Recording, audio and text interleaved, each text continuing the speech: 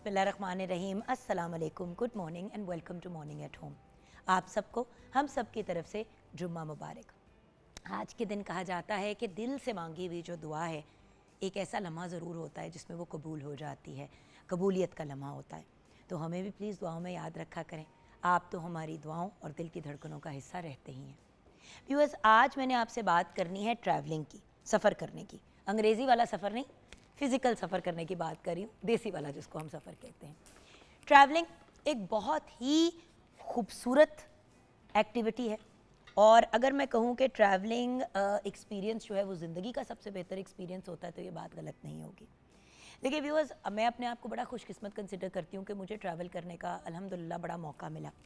बहुत से लोग जो हैं वो जब मीडिया में आते हैं तो तब उनको ट्रैवल करने का मौका मिलता है, क्योंकि शूट्स होती हैं, डिफरेंट जगहों पे उनको जाने का मौका मिलता है। लेकिन हम जब बहुत छोटे थे तो तब से ही मेरी अम्मी को बहुत ही होता था, मेरे फादर को भी होता था, इवन दो पेरेंट्स डिवोर्स थे, उनको बड़ा ही होता था कि बच्चों को ट्रैवल कराना है, लेके जाना है।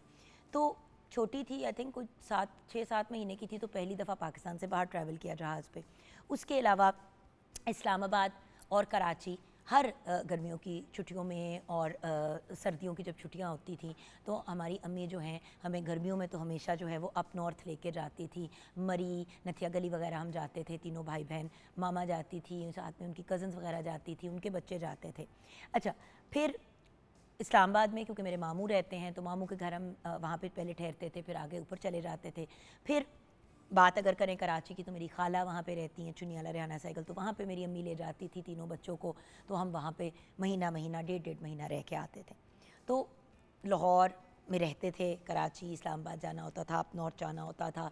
उसके अलावा जब बड़े हो रहे थे, मुझे याद है मैं 13 साल की थी, तो अब्बू जो हैं वो हमें नॉर्वे और उसके अलावा लंदन लेके गए, 1 हफ़्ता लंदन रहे, 1 महीना हम नॉर्वे रहे। तो ट्रैवलिंग अल्लाह का शुक्र है ज़िंदगी में मैंने बहुत की। फिर मैं ख़ुद पढ़ने के लिए बाहर कनाडा गई, एक 17 की एज पे यूनिवर्सिटी अपनी की। वहाँ पे भी उस दौरान भी जब कनाडा में पढ़ रही थी, तो जब कनाडा आ रही होती थी तो लंदन में मेरी दोस्त, मेरी कज़न पढ़ रही थी सनम, उसके पास मैं रुका करती थी। मेरे कुछ फ्रेंड्स जो हैं वो बॉस्टन में, रॉचेस्टर में, अमेरिका के साइड पर पढ़ते थे, मैं वहाँ जाती थी। तो बहुत ट्रैवलिंग की है माशाल्लाह, और अभी भी बहुत करती हूँ। पिछले दिनों भी मैं कनाडा और अमेरिका वगैरह का टूर करके आई हूँ।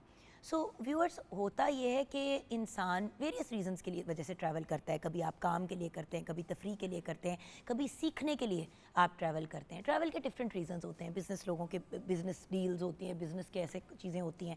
पाकिस्तान और चाइना का आप देख रहे हैं कि कितना खूबसूरत एक ताल्लुक़ है। पाकिस्तान और टर्की की बड़ी डील्स चल रही हैं, प्रोजेक्ट्स की, कामों की। इंटरनेशनली भी बड़े हमारे पाकिस्तानियों के प्रोजेक्ट्स चल रहे हैं। तो ट्रैवलिंग तो लोगों की चलती है।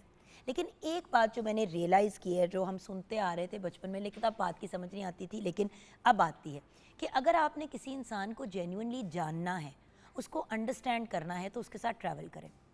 मेरे साथ भी एक ऐसा एक्सपीरियंस हुआ जहाँ पे जेन्युइनली किसी इंसान को मैं एक बड़े मुख्तलिफ़ तरीके से जानती थी, और फिर जब उनके साथ हमने सफ़र किया तो तब मुझे पता चला कि एक्चुअली उनकी पर्सनैलिटी क्या है।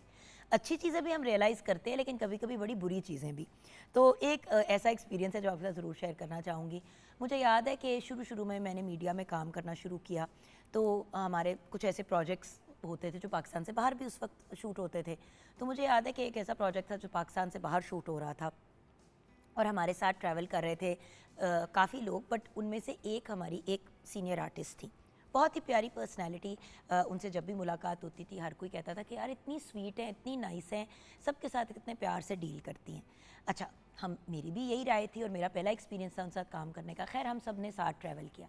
अच्छा, जाते हुए जब हम जा रहे थे तो मैंने नोटिस किया कि हम सारे लाइन में खड़े हो रहे हैं अपना जाके अपनी चेकिंग कराने के लिए। अब चाहे वो हमने सिक्योरिटी का चेक कराना है, या फिर हमें वो कस्टम्स वालों ने चेक करना है, या पासपोर्ट वाली जगह पे चेक करना है। अच्छा, जिधर भी हम लोग जाके सारे बाकी लाइन में खड़े हों, वो लाइन कट करके ना आगे जाके खड़ी हो जाए और कहें कि आपको पता नहीं है कि मैं कौन हूँ। अब जो उन्हें पहचान लेते थे वो तमीज़ में, लिहाज में, ऑब्वियस ये पुरानी बात है, अल्लाह का शुक्र है कि अब ये प्रोटोकॉल्स और ये नॉनसेंस ख़त्म हो गई है। एयरपोर्ट्स वगैरह में आप लाइन में खड़े हुए और लाइन में, चाहे आप मतलब गवर्नमेंट ऑफिशियल भी हैं, तो आप लाइन में खड़े होकर ही अपना सारा काम कुम कराते हैं, और ये बड़ी अच्छी चीज़ है मेरे ख्याल से, सब इक्वली ट्रीट होते हैं। अच्छा, उन्होंने ये चीज़ें की, मैंने ये चीज़ें ऑब्जर्व की, मैं चुप रही। ऑब्वियसली बड़ी हैं, मेरा बनता नहीं है उनको कुछ कहना, और जब प्रोडक्शन टीम सारी साथ है तो वो देखे। खैर, ऐसे उन्होंने किया। अच्छा, जहाज़ पे जब हम लोग बैठे हुए थे तो काफ़ी ना हर बात पे ना वो जो एयर होस्टेस थी खातून, मुझे याद है उनको, अब तो खैर कैबिन क्रू कहते हैं उनको, तो कैबिन क्रू के साथ वो काफ़ी उन्होंने गुस्ताखी की, बड़े अजीब अंदाज में उनसे बात की। अच्छा, फिर जब हम बाहर थे, वो कोई भी चीज़ जाके ख़रीदें, कोई भी अगर कॉफ़ी भी बाहर से ख़रीदें किसी दुकान से, तो उसका बिल ले आएँ और उसकी रिसीट प्रोडक्शन को पकड़ा दें कि भाई मैंने कॉफ़ी पी थी, मैं तुम लोगों के लिए ट्रैवल करके आई हूँ, तो मेरी कॉफ़ी के भी पैसे तुम लोग दोगे। वहाँ पे क्रू से भी उन्होंने बड़ी बदतमीज़ियाँ की, बड़े लोगों से अजीब तरीके से उन्होंने बात की। तो मैंने दिल में सोचा कि जो इंसान की इम्प्रेशन होती है वो क्या होती है, और जब हम एक्चुअली किसी इंसान के साथ वक्त गुजारते हैं तो हमें कितनी चीज़ें उनके बारे में पता चलती हैं, कैसे इंसान सोता है, कैसे उठता है, बैठता है, क्या उनका काम करने का अंदाज़ है। अच्छा, उसी तरह उस वक्त ऑब्वियसली नया नया ये सिस्टम था, और तो बहुत से लोग जो हैं वो कमरा शेयर कर रहे थे। तो लड़कियां जो हैं, जैसे फ़ीमेल आर्टिस्ट हैं तो 2 फीमेल आर्टिस्ट ने एक कमरा शेयर कर लिया, इस तरह करके लड़के जो हैं वो लड़कों के कमरे की आपस में शेयरिंग थी। तो वो जिस जूनियर आर्टिस्ट के साथ कमरा शेयर कर रही थी, उसको उन्होंने लिटरली ऐसे रखा हुआ था कि जैसे बंदा अपने किसी वर्कर, मतलब आप अपने वर्कर्स के साथ भी ऐसे बात नहीं करते हैं, अपनी टीम के साथ, अपने उसके साथ, उससे कपड़े अपने इस्त्री करवाएं, बाथरूम उन्होंने यूज़ किया, नहा के निकली, बाथरूम में पूरा जैसे फ्लड आया हुआ था, तो उसको कहा कि बाथरूम साफ़ करो ज़रा, मैंने जाके वॉशरूम अभी थोड़ी देर बाद निकलने से पहले यूज़ करना होगा। वो बच्ची उनकी शक्ल देख रही है कि मैं खुद एक आर्टिस्ट आई नहीं हूँ, मुझसे बाथरूम क्यों साफ़ करवा रही हैं होटल के। मतलब बंदा नीचे फ़ोन करके होटल वालों को कह देता है आप। तो इस तरह की बहुत सी चीज़ें हुई जो देखी भी सुनी भी, तो मेरी राय उनके बारे में बहुत ज़्यादा चेंज हुई कि ये तो बड़ी हैं, इनको तो हमारे लिए रोल मॉडल होना चाहिए। तो साथ ट्रैवल करने से ना व्यूअर्स आपको बहुत सी चीज़ों का पता चलता है, किसी इंसान की पर्सनैलिटी कैसी है, उनका लोगों के साथ रवैया कैसे है, उनकी स्पेंडिंग हैबिट्स क्या हैं। अच्छा, ट्रैवल करते साथ आप अक्सर नोट करेंगे कि आप खाने पे साथ अगर सारी एक ग्रुप जा रहा है, तो कुछ लोग ऐसे होंगे जो कहेंगे ओ मैं तो अपना वॉलेट भूल आई, या मैं अपना वॉलेट भूल आया, या मेरे पास तो ओहो मेरे पास तो डॉलर ही नहीं है इस वक्त। तो एज अ रिज़ल्ट दूसरे लोग जो हैं वो उनको कवर कर रहे होते हैं। तो ट्रैवलिंग में आपको बड़ी चीज़ों को पता चलता है। हम मेरे साथ एक और ऐसा इंसिडेंट हुआ कि हम लोग कुछ फैमिलीज़ जो हैं साथ ट्रैवल की, मतलब हस्बैंड वाइफ और बच्चे, तो हम लोग ग्रुप बना के ना इस तरह करके पाकिस्तान से बाहर गए। चले इतना शेयर कर लेती हूँ कि हम लोग थाईलैंड गए थे। थाईलैंड को बड़ी दफ़ा गई हूँ, तो पता नहीं किसकी मैं बात कर रही हूँ, तो जनरल बातें कर रही हूँ। हम लोगों ने ट्रैवल किया, सब ने अपने अपने पैसे जो हैं वो एक जो कपल था उनके हस्बैंड को दिए, ठीक है ना। हमने भी, मैंने और मेरे हस्बैंड ने भी दिए, और 2-3 कपल्स जो थे उन्होंने भी दिए। अच्छा, अब एक कपल था, उनके हस्बैंड ने कहा मेरे ना कुछ पैसे फंसे हुए हैं काम के, तो मैं जब वापस आऊँगा तो मैं पे कर दूँगा। दोस्ती आ रही थी सबकी, सबने कहा ओके। वहाँ पे उन लोगों ने जाके बाकियों की तरह खाया पिया, सारी चीज़ें की। अगेन वो चीज़ें जो हैं वो एक ही बंदा कवर कर रहा था, हम सब ने उनकी पेमेंट की। अच्छा, उस ट्रिप के एंड में भी जिन जिन के पास जो जो एक्स्ट्रा पैसे खर्च हुए उन्होंने उनको पे कर दिया। वो वाला कपल जो है, उनकी बीवी को हम लोगों ने भी फ़ोन किया, औरतों ने भी, मर्दों ने मेल को भी फ़ोन किया कि जी पेमेंट, उन्होंने पेमेंट ही नहीं की।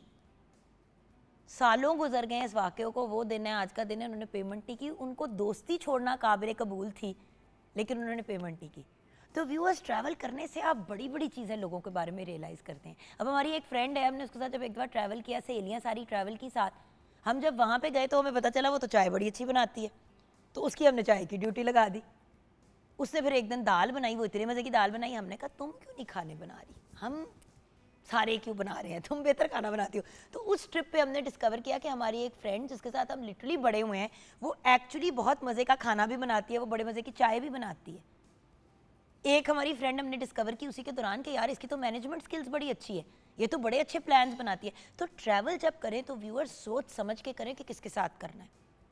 बेतुके बड़ी दफ़ा हम लोग कहते हैं कि ओ यार बाहर की ट्रिप बन रही है, बहुत बड़ा ग्रुप जा रहा है, हम भी उस ग्रुप का ऐसा बन जाते हैं, बड़ा सस्ती वो ट्रिप होगी। पहले चेक तो करें कि जहाँ जा रहे हैं क्या वो जगह रहने के काबिल भी है। अगर आप एक 1 स्टार या 2 स्टार होटल में या मोटल में जाके रहेंगे तो उस मोटेल का क्या हाल होगा। यहाँ से तो आप निकल जाएंगे, वहाँ पे जाके आप तंग होंगे। तो ट्रैवल करना बड़ी अच्छी चीज़ है, बड़ा अच्छा ज़िंदगी का एक्सपीरियंस है, लेकिन प्रॉपर प्लानिंग के साथ, तरीके से, और लोग देखें कि इनके साथ ट्रैवल कर रहे हैं कि उनका मिजाज कैसा है और किस जगह जा रहे हैं। अब जैसे कि हसन और नूर छोटे हैं, मैं किसी ऐसी जगह चली जाऊं जहां पे आपको ट्रैकिंग करनी पड़ती है या बहुत ज़्यादा चलना फिरना पड़ता है, वहां पे ना तो प्रैम आप लेके जा सकते हैं ना कुछ। अब ऐसी जगह छोटे बच्चों के लिए आइडियल नहीं है। तो ट्रैवलिंग करने से पहले ये भी देखना बड़ा ज़रूरी है कि कहाँ जा रहे हैं, क्या वो जगह आप जिन लोगों के साथ जा रहे हैं उनके लिए अप्रोप्रिएट है। मुझे याद है तो हम ममा के साथ हम लोग अप नॉर्थ चले गए, जिस जगह पे हम ठहर रहे थे उस जगह पे आपको गाड़ी पहले रोकनी थी और फिर कोई 10-15 मिनट चल के आपने ऊपर चढ़ाई पे जाना है, गाड़ी ऊपर नहीं जा सकती थी। अब मामा हर 2-3 मिनट के बाद थक जाती थी क्योंकि ऑब्वियसली चढ़ाई थी और एक एज फैक्टर भी था, तो वो बड़ी तंग हुई। तो जब हम वहाँ पे गए, फिर वहाँ पे लिटरली वहीं पे रहे और उधर ही लॉन शॉन में घूमते रहे। अगर कहीं जाना होता था तो मामा कहती थी बेटा मैं फिर नीचे जाके वापस मेरे लिए आना बहुत बड़ा अज़ाब होगा। सो ये चीज़ें देखनी चाहिए कि हमारे साथ अगर बुजुर्ग ट्रैवल कर रहे हैं, बच्चे कर रहे हैं, फ्रेंड्स हैं, अगर आपकी कोई फ्रेंड ट्रैवल कर रही है वो प्रेग्नेंट है, तो क्या आपको ध्यान करना है कि कोई जगह वो सेफ़ है भी उसके लिए कि नहीं। तो ये सारी चीज़ें व्यूअर्स मद्देनज़र रखनी चाहिए ट्रैवल करने से पहले। और ट्रैवलिंग पार्टनर्स जो हैं आपके, चाहे वो आपके हस्बैंड क्यों ना हो, सोच समझ के आपको डिसीजंस लेना चाहिए कि अगर आप लोगों की बनती नहीं है या आप लड़ते बहुत हैं, तो फिर एक ग्रुप को ले जाके वहाँ पे लड़ाइयाँ फड्डे करके उनको भी तंग करना बनता नहीं है। आइए किचन की तरफ रुख करते हैं। शेफ़ नूर हैदर हमारा वेट कर रही हैं। अस्सलाम वालेकुम। वालेकुम सलाम। जी शेफ़ नूर, ट्रैवलिंग की बात कर रहे हैं, तो कभी ट्रैवलिंग के बारे में आप क्या कहेंगे? जी, ट्रैवलिंग तो मुझे बहुत अच्छा लगता है ट्रैवलिंग करना, मेरे हस्बैंड को भी। पूरा पाकिस्तान हमने ट्रैवल किया है माशाल्लाह, स्कर्दू से लेके हुंज़ा से लेके मालन जब्बा से लेके, और मतलब फ्रेंड्स फैमिली के साथ, और बड़ा अच्छा एक्सपीरियंस रहा है। और देखिए ये बात याद रखनी बड़ी ज़रूरी होती है कि अगले बंदे का मिजाज कैसा है। जी। अब आप जैसे कि अगर जा रहे हैं, अब आप मियाँ बीवी हैं, अगर बीवी को ट्रैवलिंग का बिल्कुल शौक नहीं है और वो तंग होती है जाके, तो फिर ऐसे बंदे को इंक्लूड करना नहीं बनता। फिर अगर आपने ट्रैवल करना है एज अ मैन, तो फिर आप अपने बॉयज़, अपने फ्रेंड्स के साथ प्लान बना लें। कुछ लोग नहीं एंजॉय करते, नहीं एंजॉय ट्रैवल करते एडवेंचर करने का। मेरे हस्बैंड को भी शौक है, मुझे भी शौक है। और जो हमारी दूसरी फैमिली थी वो पानी से बहुत डरती थी, उनकी मिसेज ना, वो कहते हैं कि अगर आज आप इनको बिठा दें बोट पे तो हम आपको मान जाएं। मैंने उन्हें कहा कुछ नहीं होता, जो होना है वो अल्लाह की तरफ से ना, आप दुरूशी पढ़ें, कुछ भी नहीं होगा। और उन्होंने एंजॉय किया और फिर हर दफ़ा कहती थी कि चलते हैं। और तो ट्रैवलिंग से आपको बाय द वे अपने आप का भी बहुत पता चलता है। जी, आपको अपनी टेम्परामेंट का पता चलता है, क्योंकि देखें वो ऐसी सिचुएशन होती है जहाँ आप अपने घर में नहीं होते, जी, आप लोगों पे और उस जगह पे डिपेंडेंट होते हैं। तो अपनी ज़ात के बारे में भी आप बड़ी चीज़ें डिस्कवर करते हैं कि आपको ट्रैवलिंग पसंद है, नहीं पसंद, कैसी ट्रैवलिंग। अब जैसे मैंने रियलाइज़ किया है कि मैं बीच पे, सी साइड पे नहीं खुश रहती, इसलिए क्योंकि जब बीचेस और सी साइड होती है, मुझे धूप, जो सनलाइट है, मेरी स्किन बर्न कर जाती है। अब मेरे जैसा बंदा अगर आप बार बार लेके जाएंगे सी साइड पे, जिस तरह पुकेट चले जाए, अब बैंकॉक में तो ठीक रहती हूँ क्योंकि वहाँ पे आप पूल के साइड पे बैठ सकते हैं, जी, छाँव के अंदर बैठ सकते हैं। अगर बीच पे जाना है तो मेरे लिए नहीं है। लेकिन मुझे अप नॉर्थ बहुत पसंद है। मैंने K2 बेस कैंप भी किसी दिन करना है। अब मैं अपनी फ्रेंड्स का ग्रुप बना रही हूँ जो मेरे साथ विलिंग है जाने के लिए। बहुत। हमारा पाकिस्तान इतना खूबसूरत है, कितना हम एंजॉय करते हैं। लेकिन जान हर जगह के तकाजे फर्क हैं। अब जैसे अगर मैंने जाना है K2 बेस कैंप, तो उसकी पहले आपने तैयारी करनी है। बिल्कुल भाई माशाल्लाह देखें, सबसे खूबसूरत ट्रैवल तो उम्रा और हज है, सबसे खूबसूरत बिल्कुल। लेकिन उसकी भी तैयारी करके जाना है आपने। बिल्कुल। उसकी प्रॉपर क्लासेस होती हैं जी। फिजिकल। आपने लोग वॉक शुरू कर देते हैं, अपनी एक्सरसाइज शुरू कर देते हैं, क्योंकि उसमें चलना बहुत होता है, मुशक्कत वाला वो भी काम है। सोच समझ के ट्रैवल करना है। जितना आप चलते हो उतनी आपको भूख लगती है, उतना ही आप खाते हो। एग्जैक्टली। सो तरीके से चीज़ों को मैनेज करना चाहिए। हम ब्रेक की तरफ चलते हैं। ब्रेक के बाद जब वापस आएंगे ट्रैवलिंग की तो बात करेंगे ही, लेकिन बड़े मज़े की और बड़ी सिंपल एंड झटपट रेसिपी आज शेफ़ नूर हमारे साथ शेयर करेंगी। आप हमारे साथ रहिएगा।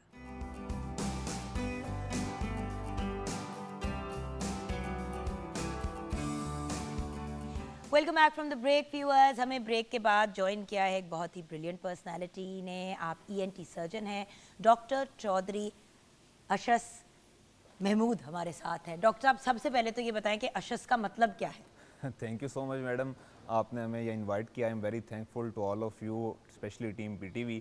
अशस ऐसा बंदा जो अल्लाह को बहुत पसंद हो।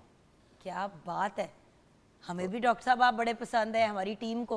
आप हमारी फैमिली का हिस्सा बन गए हैं और ऊपर से नाम भी आपके घर वालों ने कितना खूबसूरत आपको दिया, माशाल्लाह। बट मुश्किल जी हाँ, याद रखना यूनिक वन, क्योंकि पहली दफ़ा मैंने एक्चुअली सुना है। Exactly unique one. अच्छा, सो डॉक्टर साहब, सबसे पहले तो अभी ब्रेक से पहले भी मैंने व्यूअर्स को हल्का सा टीज़र दिया कि ये जो नाक, कान और गले के मसाइल आजकल चल रहे हैं, उससे रिलेटेड हम बात करेंगे। व्यूअर्स, सबसे इम्पॉर्टेंट बात डॉक्टर साहब से भी बात स्टार्ट करने से पहले, मुस्तनिद और करेक्ट डॉक्टर का इंतखाब। जैसे कि हम ब्रेक से पहले बात कर रहे थे कि सफ़र जब हमने करना होता है, ट्रैवलिंग करनी होती है, तो उसके कुछ तकाजे होते हैं, उसकी कोई तैयारी होती है। आप देखते हैं कि जिन लोगों को आप साथ लेके जा रहे हैं उनका क्या मिजाज है, वो सारी चीज़ें। उसी तरह जब आपने अपने चेकअप के लिए जाना है या आपने अपना इलाज करवाना है, तो सही डॉक्टर के पास जाना है। गुर्दे का डॉक्टर जो है वो आपका वो पेट का इलाज नहीं करेगा, पेट का डॉक्टर जो है वो दिमाग का इलाज नहीं करेगा। उसी तरह हम लोग क्या करते हैं कि किसी भी जानने वाले को जिसका थोड़ा सा मेडिसिन से ताल्लुक होता है उसे कहते हैं हाँ मेरे गले में बड़ी दर्द हो रही है, फलां फलां चीज़ हो रही है। अब आपके बच्चों को फॉर एग्जांपल गले में बार बार इन्फेक्शन हो रही है, उनको टॉन्सिलाइटिस की प्रॉब्लम है, आप ऊट पटांग टोटके करके उनको इलाज कर रहे हैं। एक्चुअली उनको ज़रूरत है कि उनका ऑपरेशन करके उनके गले के अंदर जो एक्स्ट्रा हदूद है वो रिमूव करें। आप गलत उसका इलाज करा के उसके लिए एक प्रॉब्लम क्रिएट कर देते हैं। सो राइट डॉक्टर का इंतखाब। सो सबसे पहले तो डॉक्टर साहब ये बताएं कि ENT, कौन लोग ENT के पास जाएं, उसके बाद बीमारियों की तरफ आऊंगी। आप समझ रहे हैं कि आपको कौन से मसले हों तो आपको फौरन गूगल करके देखना चाहिए कि जी पाकिस्तान में इस शहर में ENT कौन है। बेसिकली ENT जो है वो शॉर्ट फॉर्म है ईयर, नोज एंड थ्रोट। हमारी जो टर्म में बोला जाता कान, है नाक और गले के अमराज। जी हाँ, ऑटोराइनोलैरिंजोलॉजी बेसिकली जो इसकी मेडिकल टर्म है वो ये है। और आप इसको सादा ज़ुबान में जैसे आपने बताया, नाक, कान और गला, ये 3 जो सेगमेंट्स हैं ये हमारे ENT के रिलेटेड हैं। तो इसके रिलेटेड कोई भी प्रॉब्लम हो, कोई भी चीज़ हो तो वो ENT को जो है वो दिखाना चाहिए उसमें। और जैसे आपने बताया कि हम बेसिकली ये छोटी छोटी थोड़ी सी अपेरेंटली लगती हैं कि जी कान का दर्द हल्का सा खुद ही ठीक हो जाएगा, तो वो टोटके देसी यूज़ करके और वो सारा उस पर जब बहुत कॉम्प्लिकेट हो जाता है तब हम फिर खपते खपते पहुंचते हैं कि CNT के पास, और वहाँ पे फिर उसका ऑलरेडी सिनेरियो वर्स हो चुका होता है। क्योंकि डॉक्टर साहब मेरे साथ हो चुका है ना, मेरे बेटी की कान में ना दर्द होता है, सो छोटी ना रोती थी कान को पकड़ पकड़ के। तो मुझे जो साथ संभालती थी खातून, बड़ी एज की थी, उन्हें कहा बेटा कान में ना इसके सरसों का तेल डालना है। मैं कहा बिल्कुल भी सरसों का तेल इसके कान में नहीं डालना, डॉक्टर को चेक कराना है। नहीं अभी तो उसको सुकून आ जाएगा, इसको डाल देंगे। मैंने खैर नहीं डालने दी। अगले दिन जब मैं डॉक्टर पे लेके गई तो उसके कान में इन्फेक्शन हुआ था बच्ची के, उसके कान में स्टेरॉइड के कतरे डलने, वो एंटीबायोटिक के कतरे डलने थे। अब मैं सरसों का तेल डाल के उसके कान का बेड़ा गर्क कर देती। तो टोटके व्यूअर्स कुछ बड़े अच्छे होते हैं, जैसे कि गले की टकोर के लिए कुछ चीज़ें लेना, लेकिन डॉक्टर साहब आपको भी पता है कि पूरी दुनिया में गला खराब होता है या गले का मसला होता है तो वहाँ पे पॉप्सिकल दी जाती है, ठंडा दिया जाता है। पाकिस्तान में कहा जाता है ठंडा नहीं पीना, ठंडा नहीं पीना, जबकि कुछ केसेस में ठंडा रेकमेंडेड होता है। बिल्कुल इसी तरह। और वो तभी पता चलेगा ना जब डॉक्टर पे जाओगे। एग्जैक्टली जो एग्जैक्ट जैसे आपने बात की कि एग्जैक्ट डॉक्टर तक पहुंचना जो है वो एक हमारा जिस तरह कोई भी काम शुरू करने से पहले प्री होमवर्क होता है, ऐसे ही डॉक्टर के पास जाने से भी हमें पहले उससे प्री होमवर्क करके जाना चाहिए कि मुझे कौन से डॉक्टर के पास जाना है। और ख़ुद जो हमारी ये सेल्फ मेडिकेशन है आम, उसको अब देसी टोटके जो है ना, ये बाज़ औक़ात चीज़ों को बहुत ज़्यादा वर्स कर देते हैं। और अगर आपने व्यूअर्स देसी टोटके करने, मैं हमेशा डॉक्टर से पूछती हूँ कि डॉक्टर साहब इसका पेट खराब हुआ है, मैं क्या सौंफ और पानी और पुदीना डाल के उबाल के इसको दे दूँ बच्चे को, जिस तरह हम ग्राइप वाटर पीते हैं उसी तरह की एक देसी नुस्खा है ये। तो डॉक्टर या तो हाँ कह देते या ना कह देते। बहुत सी चीज़ों में हम लोग खुद रिकमेंड करते हैं, जैसे इसमें एलर्जीज की प्रॉब्लम हो जाती है तो हम कहते हैं स्टीम दे दें, पानी की भाप दें, मतलब ये देसी टोटका है, लेकिन इसके बहुत अच्छे रिजल्ट्स आते हैं। तो पूछ के क्योंकि हर बीमारी का फर्क तकाजा है। वही गले का दर्द जो आपको टॉन्सिलाइटिस में तकलीफ देता है, वही गले का दर्द जो है वो कोई सीरियस बैक्टीरियल इन्फेक्शन या फंगल इन्फेक्शन आपके गले में हो सकती है। एग्जैक्टली। सो अब आ जाते हैं एक एक करके। डॉक्टर साहब आजकल आप क्योंकि बैठे हुए हैं, आप फील्ड में हैं, सर्जन भी हैं और उसके अलावा भी आप लोगों को देखते हैं, तो मुझे बताएं कि सबसे ज़्यादा पाकिस्तान में इस वक्त कान, नाक, गले के क्या मसले आ रहे हैं? हर बंदा बीमार पड़ा है। अब बेसिकली जो मेजर बेसिक्स प्रॉब्लम है नाक कान गले से रिलेटेड, वो हमारी उसमें नेज़ल एलर्जीज़ हैं, एलर्जीज़ के बहुत ज़्यादा प्रॉब्लम्स हैं, और उसके साथ साथ साइनोसाइटिस के इश्यूज़ हैं। ये साइनसेस होते हैं हमारे नेज़ल बोन के साथ जो है, यहाँ पे साइनोसाइटिस के इश्यूज़ होते हैं। उसके साथ साथ जो है वो ईयर में हमारे ओटाइटिस मीडिया, उसको हम जो है वो कहते हैं ओटाइटिस मीडिया बहुत ज़्यादा कॉमन है। फिर फंगल इन्फेक्शन है ईयर की, ऑटोमाइकोसिस, वो ऑटोमाइकोसिस बहुत ज़्यादा कॉमन है। तो ये पाकिस्तान के रेलिवेंटली इस हमारे एरिया में स्पेसिफिकली ये चीज़ें जो बेसिक डिजीज़ हैं जो ENT के रेलिवेंट बहुत ज़्यादा कॉमन डिजीज़ हैं। अच्छा, पता कैसे चलेगा कि डॉक्टर पे जाना चाहिए? सबसे बड़ा तो ये सवाल है। देखें, कुछ चीज़ें होती हैं जो माँ बाप घर पे सामने लेते हैं। जब बच्चे को अगर बुखार होता है तो ऐसे लोग भी 4-4, 5-5 दिन बच्चा बुखार में पड़ा, नहीं डॉक्टर पे लेके जाते। लेकिन जब कान, नाक और गले के मसाइल हों तो किस स्टेज पे डॉक्टर पे फ़ौरन ले जाना चाहिए, ये गाइडेंस दें। देखें, जब भी कोई प्रॉब्लम मेडिकली ओवरऑल जनरली हम इसमें अगर बात करें तो जब भी कोई भी प्रॉब्लम मेडिकली आए तो आप उसको सेल्फ एडमिनिस्ट्रेशन के मेडिकेशन के अलावा उसको फौरी जो है उस पे पेशेंट को जाके डॉक्टर को दिखाना चाहिए। अनटिल अनलेस हम लोग मिस्टेक ही ये करते हैं कि हम लोग उसको लिंगर ऑन करते रहते हैं, डिले करते रहते हैं, जब तक वो बहुत ज़्यादा कोई कॉम्प्लिकेशन डेवलप हो जाती है, और जब पेशेंट आते हैं तो वो काफ़ी ज़्यादा उसकी कॉम्प्लिकेशन डेवलप हुई होती है, उस टाइम ट्रीट करना भी उसमें टाइम टेकिंग हो जाता है। तो जैसे ही कोई पेन आपको, कोई डिस्चार्ज, मतलब कान की बात करें, कोई कान से रेशा आ रहा है, कोई कान में दर्द हो रही है, कोई नाक से लगातार कुछ छींकें आ रही हैं, नाक में जो है कोई आपको सांस में तंगी आ रही है, तो फौरी एज सुन एज पॉसिबल आपको जो है वो रेलिवेंट डॉक्टर से कंसर्न फौरी करना चाहिए। क्योंकि डॉक्टर साहब वही वाली बात है ना, अभी कुछ दिन पहले भी हम ये डॉक्टर साहब से यही बात, हमारे पास डॉक्टर आसिफ बशीर आए हुए थे, वो भी यही कह रहे थे कि असल में जो केस बिगड़ जाता है जी, इतना ख़राब हो जाता है तो उस वक्त लोग लेके आते हैं। एग्जैक्टली उस स्टेज पे हम पहले तो इमरजेंसी की सिचुएशन को हैंडल कर रहे होते हैं। बिल्कुल। कितने लोग हैं जिनके कान में इन्फेक्शन हुई, नहीं राइट टाइम कराया, कान की सुनने की सलाहियत ही चली गई। बिल्कुल ऐसे होता है, हम रूटीन में ऐसे केसेस डील कर रहे होते हैं कि पेशेंट कान के शदीद दर्द के साथ हमारे साथ प्रेजेंट करता है। तो अब ऐसे पेशेंट को तो फर्स्ट ऑफ ऑल उसको सिम्टोमेटिकली ट्रीट करना, उसकी वो पेन से रिलीफ करना, उसको पेन फ्री करना, उसके बाद आगे उसका डायग्नोसिस और जो है वो फिर आगे सेकेंडरी चीज़ें आ जाती हैं। तो सबसे पहले उसकी पेन रिलीफ करना वो हमारे लिए प्रायोरिटी बन जाती है। तो डॉक्टर साहब, मैं अब एक एक करके बात करना चाहूँगी। कान की बात करें, अब कान की इन्फेक्शंस आजकल बड़े हम देख रहे हैं, बच्चे कान पकड़ के चीखे मार रहे होते हैं, ये हो क्या रहा है आजकल? अब मैं सीजनल की बात करना जी, चाहूँ। बेसिकली ये जो एक स्पेसिफिक आजकल का इन्वायरमेंट है, आप मूनसून रिलेटेड जो इन्वायरमेंट होता है, इसमें बहुत ज़्यादा मॉइस्चर आ जाता है एयर में। तो ये जो एयर मॉइस्चर है, इसमें सबसे ज़्यादा कॉमन जो है हमारे पास ईयर में ऑटोमाइकोसिस, जैसे मैंने आपको पहले बताया कि एक बेसिक प्रॉब्लम है। तो ये फंगल इन्फेक्शन है जो ईयर की बहुत ज़्यादा हमारे पास जो है यहाँ पे रिपोर्ट होती है, और उसकी एक मेजर कॉज जो है वो ये मॉइस्चर इन एयर है। और ये जो मूनसून वाला टाइम होता है, इसमें जैसे बारिशें बहुत ज़्यादा होती हैं, एयर में मॉइस्चर होता है, उसकी वजह से ये फंगल इन्फेक्शन जो है वो हो रही होती है। और इसी के साथ साथ जैसे आप फ्लड आप आजकल देख रहे हैं कि जी पाकिस्तान में बहुत ज़्यादा एक फ्लडी सिचुएशन बनी हुई है, तो ऐसी सिचुएशन में भी जो है वो इन्फेक्शंस बहुत ज़्यादा ट्रांसमिट कर रही होती हैं। तो ये जो ट्रांसमिशन है उसकी वजह से ये इन्फेक्शंस आजकल बहुत ज़्यादा कॉमन हुई नहीं है। सो डॉक्टर साहब, आई गेस मुझे जो चीज़ परेशान करती है वो ये है कि देखें, अभी तो ये मौसम है, इसके बाद अब स्मॉग भी आ जानी है, उसमें भी आपको पता है कि कान, नाक और गला तो अपनी जगह, आंखों के भी इन्फेक्शन शुरू हो जाते हैं, स्किन के इन्फेक्शन शुरू हो जाते हैं। एग्जैक्टली ऐसे ही है तो हवा वो। बिल्कुल इसी तरह है। जो ईएनटी रिलेटेड सीजनल डिजीज़ हैं, उनके ये दो बड़े पीक टाइम है। एक ये दिसंबर जनवरी वाला, जो एक हमारे पास क्लाइमेट, एक वेदर चेंज आता है ओवरऑल, उसमें जो टेम्परेचर चेंजेस आती हैं, इसमें ईएनटी रिलेटेड डिजीज़ हमारी बहुत ज़्यादा कॉमन है।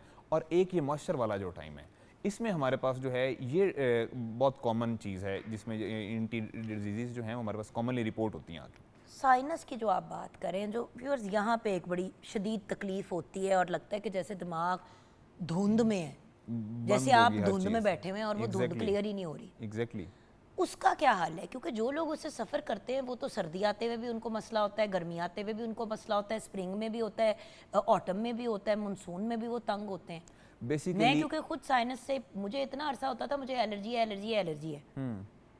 फिर जब प्रॉपर डॉक्टर से चेकअप कराया तो पता चला कि साइनसाइटिस का प्रॉब्लम है, एग्जैक्टली जो बिगड़ जाता है। बेसिकली ये जो नेजल सिक्रीशंस होती हैं, इनको पैसेजेस चाहिए होता है रिमूव होने के लिए।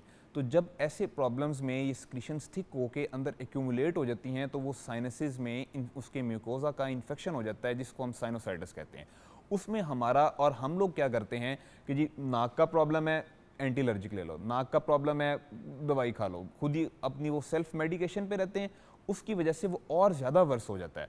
तो उसमें जो है हमने उन सिक्रीशंस को वहाँ से रिमूव करवाना होता है, मूव आउट करवाना होता है। और उसमें हमारे पास टॉपिकल स्टेरॉइड्स हम जो देते हैं, उसमें नेज़ल डिकंजेस्टेंट देते हैं, जो सिक्रीशंस को रिमूव होने में हेल्प आउट करते हैं, जो कि इसको फिर ड्रेन करके सिम्टम्स को रिलीव करता है। और प्रॉपर एंटीबायोटिक कवर चाहिए होता है इसमें हमें, क्योंकि इन्फेक्शन हो रही होती है पूरे एक आपका देखिए मेजर पार्ट, और ये बड़ा डेंजर एरिया होता है। तो यहाँ से इसमें आपके हर बड़े वाइटल ऑर्गन्स आपके बिल्कुल साथ साथ, आपकी आई इन्फेक्शंस हैं, बिल्कुल आई साथ आ रही है, और इसकी ब्रेन तक कॉम्प्लिकेशन, इनकी बड़ी मेजर कॉम्प्लिकेशन जाती है। तो हम इसको ऑन अ लाइटर नोट लेते हैं और उसको इग्नोर करते हैं, तो जिसकी वजह से वो बड़े इसके एडवर्स इफेक्ट भी आते हैं।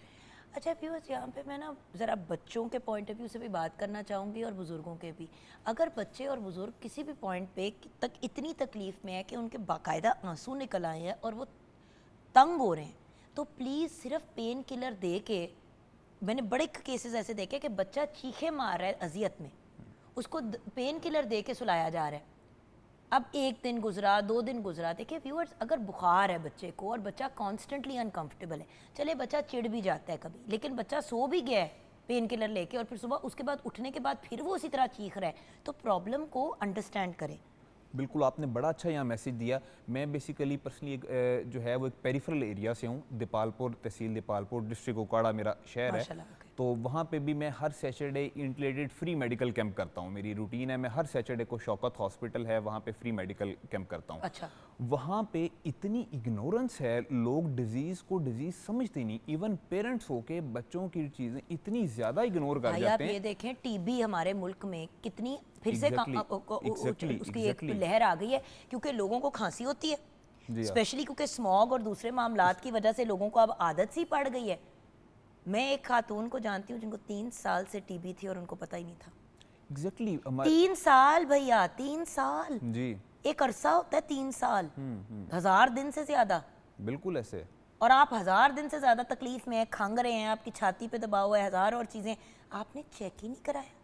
ये हमारे पेरिफेरल एरिया में ये चीज़ें बहुत ज़्यादा कॉमन है। बच्चों बेचारों की हेयरिंग इम्पेयरमेंट हो जाती है, उनकी समात चली जाती है, उनकी डेवलपमेंटल डिलेज आ जाते हैं और वो बिल्कुल पेरेंट्स फिर भी बॉदर नहीं कर रहे होते इस तो चीज़ को। डॉक्टर साहब ऐसा करते हैं, ब्रेक की तरफ जाते हैं, ब्रेक के बाद जब वापस आएंगे, कान के पॉइंट ऑफ व्यू से क्या क्या चीज़ें करनी चाहिए जो हमें बचाएंगी बीमार होने से, जी गले के पॉइंट ऑफ व्यू से अलहदा और नाक के पॉइंट ऑफ व्यू से अलहदा, क्योंकि हम हर जगह पंगे करते हैं। कान में तो तीलियां हम लोग ऐसे डालते हैं, सवाब लोग का काम क्यूटिप हो एक जैसे। होता था जो लोग यूज़ करते थे, लोग तो अब पेन हो गया, पेंसिल हो गया, कान में डाल रहे होते जी हैं। हाँ। अच्छा, कार की चाबियाँ, अच्छा नाक अपनी जगह, मतलब एक तो होता है ना कि बंदा, मतलब वुजू के लिए आप नाक पानी में डालें, कुछ लोग ऐसे होते हैं कि भाई अगर उनको नाक के ड्रॉप्स दिए एट सम पॉइंट देने के लिए, स्टेरॉयड वाले, वो लेते ही चले गए 10-10 साल। अच्छा, गले की बात करें तो सबसे इग्नोर्ड हिस्सा, क्योंकि इसके थ्रू ही हम लोग पानी पीते हैं, सारा कुछ करते हैं। गले में खराश है, दर्द हो रही है, 102 बुखार भी हो गया है, काम पे जा रहे हैं, लोगों को भी साथ साथ बीमार। सो इन तीनों एरियाज़ को किस तरह से मैनेज करना है, ये डॉक्टर साहब हमें बताएंगे ब्रेक के बाद।